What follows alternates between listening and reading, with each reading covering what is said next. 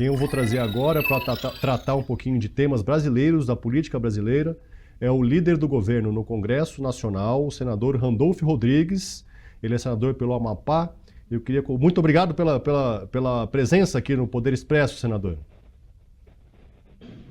Afonso, a toda minha. Boa tarde a você, boa tarde a todos que estão assistindo o Poder Expresso do SBT. Maravilha. Eu queria começar essa nossa conversa, senador, aproveitando aí essa discussão de Donald Trump, Joe Biden. O governo brasileiro já demonstrou ali um pouquinho uma proximidade maior com Biden, né? O senhor pessoalmente ali, o senhor tem um favorito nessa disputa? Como é que está isso na sua visão?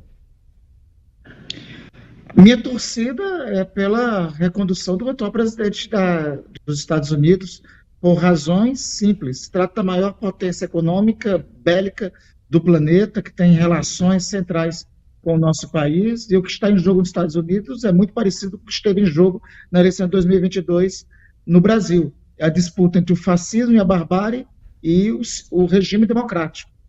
A manutenção do atual presidente americano é a defesa do que ele mesmo disse ainda há pouco, quando vocês transmitiram, é a defesa do que melhor os Estados Unidos da América legaram ao mundo contemporâneo, os valores do Estado Democrático de Direito.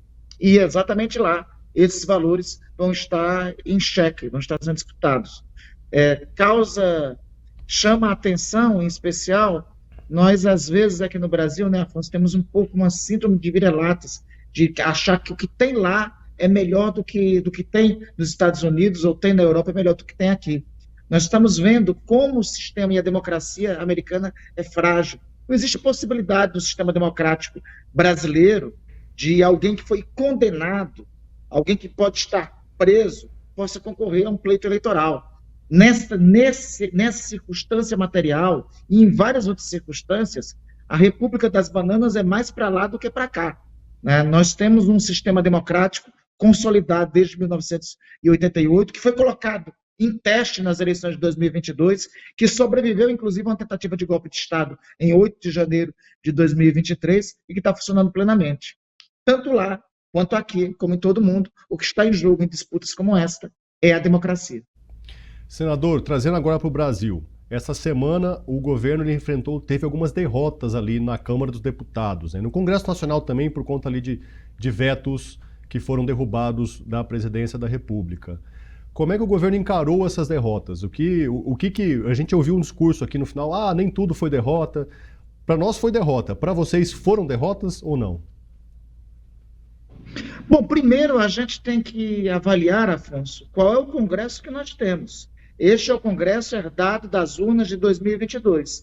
O povo brasileiro, como eu já disse mais de uma vez, elegeu, na sua sabedoria, um presidente da República com um signo, com uma identidade política e um Congresso de perfil mais conservador, com uma forte bancada reacionária, com posições herdadas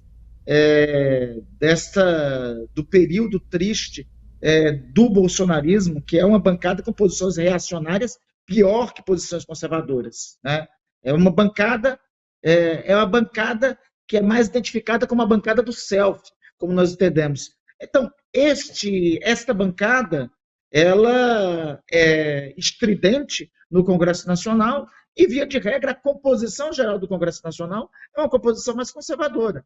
Então, não adianta, Afonso, temas que se referem a costumes, a comportamentos ou a questão de segurança pública, é muito difícil ter posições diferentes dessas posições que tiveram e foram expressadas nessa semana.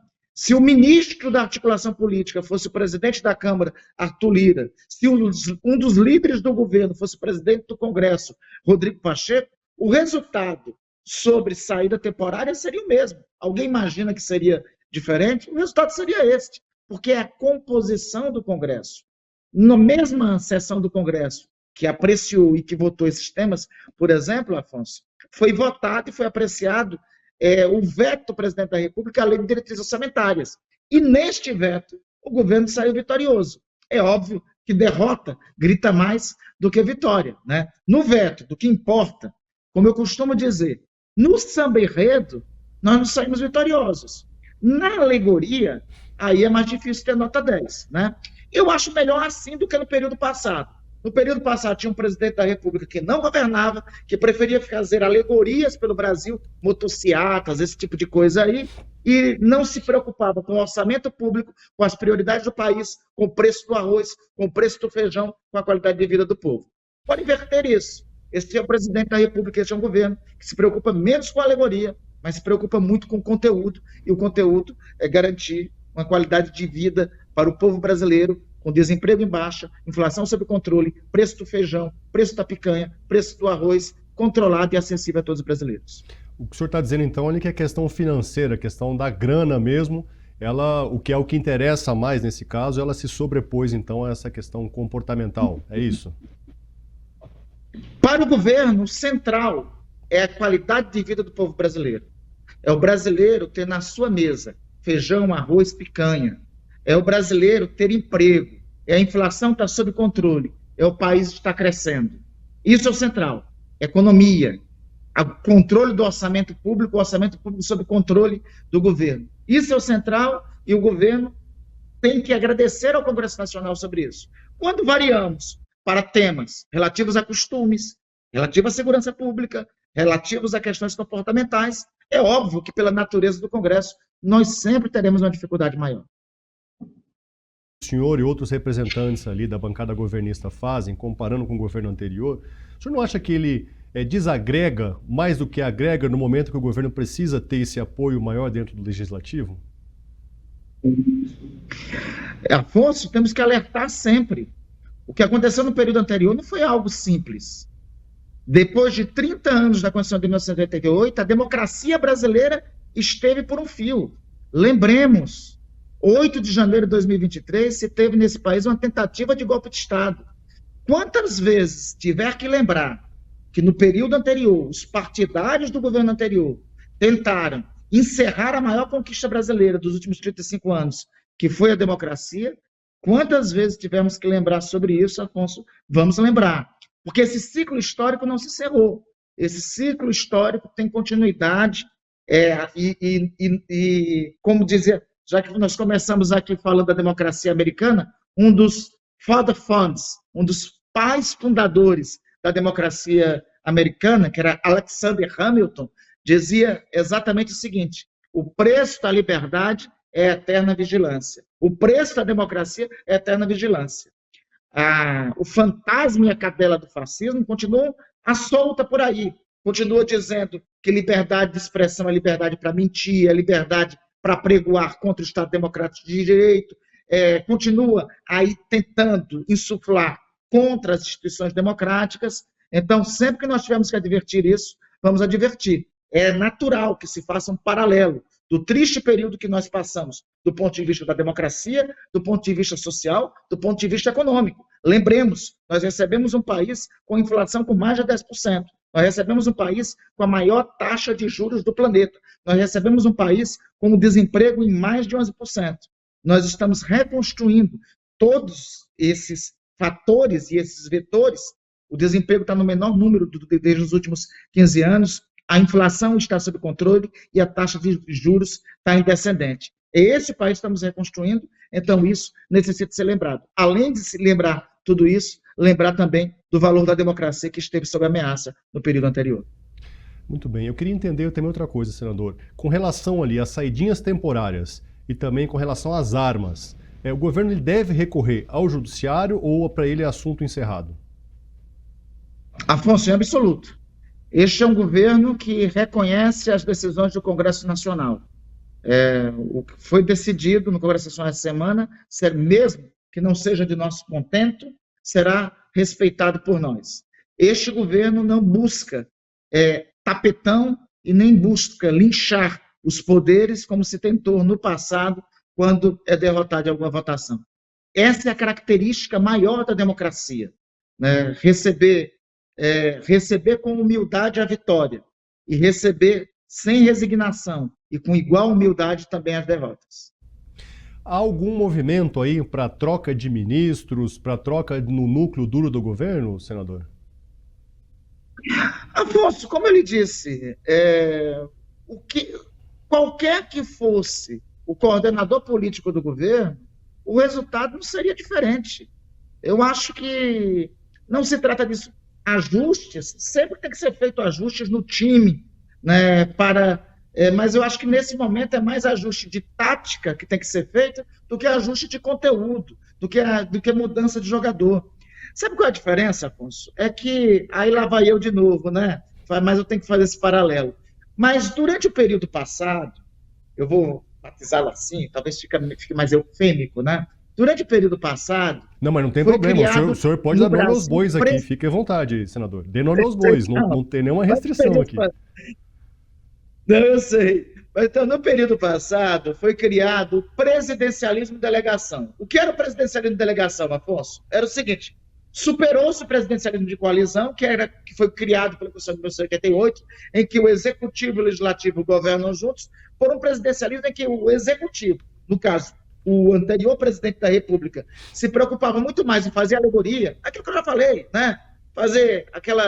Fazer motociata, ficar agredindo os jornalistas, se preocupava mais com isso e deixava as coisas de orçamento público e da economia delegada para terceiros ou delegado para o Congresso. Isso resultou numa circunstância, a ampliação da participação do Congresso Nacional no orçamento público, que hoje corresponde a 20% da receita corrente líquida, 52 bilhões de reais. Né? É a situação institucional que nós herdamos. Nesse sistema de presidencialismo de delegação do passado, o que é que acontecia? O presidente não governava e, por isso, não precisava de articulação política, né? E entregava, inclusive, o núcleo do seu governo para quem quisesse, como aconteceu. E até compunha a esplanada do ministério com quem queria, mas o núcleo do governo com quem quisesse. A partir de 1º de janeiro de 2023, Afonso, foi restabelecido o governo nessa república. Foi restabelecido o poder e a autoridade do governo para governar para os brasileiros nessa república. E o governo que governa para os brasileiros nessa república exerce a autoridade política. E é por isso que o núcleo de decisão política, obviamente, tem que ser um núcleo da confiança do senhor presidente da República.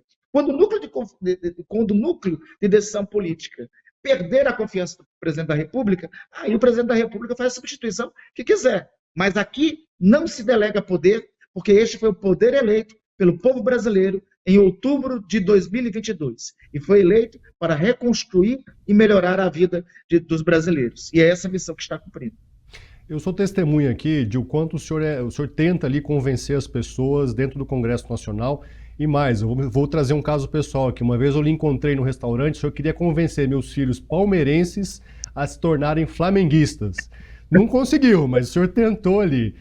Eu queria tentar entender um pouquinho do senhor ali. Eu não sou brilhante, Afonso, mas eu procuro ser esforçado. Muito bem. Eu queria tentar entender do senhor ali se o governo ele chegou a fazer um meia-culpa ali, de que faltou algo a acrescentar para que esses vetos fossem mantidos como o governo queria. Afonso, nós passamos, veja só, esses vetos eram para serem apreciados, se eu não me engano, ainda em março ou abril. O governo teve uma vitória parcial em adiar a apreciação desses vetos durante meses. Chegou a dar mais para adiar. Nós vamos, durante 2 ou 3 semanas, conversar com todos os líderes da Câmara e do Senado. Eu, pessoalmente, recebi os líderes da Câmara, da base de apoio ao governo, todos na minha casa, uma semana antes. E todos foram sinceros. Disseram, olha, o veto relativo à LDO, nós conseguiremos manter.